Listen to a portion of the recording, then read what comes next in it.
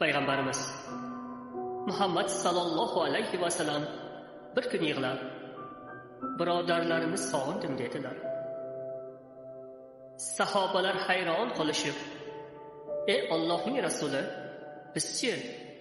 Axir biz birodarlaringiz emasmi deb so'rashdi.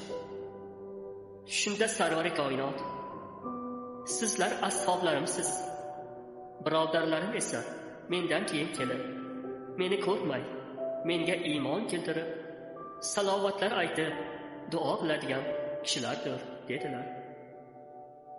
Parvardigor olam bizni Rasululloh sallallohu alayhi vasallam sog'ingan kishilar qatorida qilgin.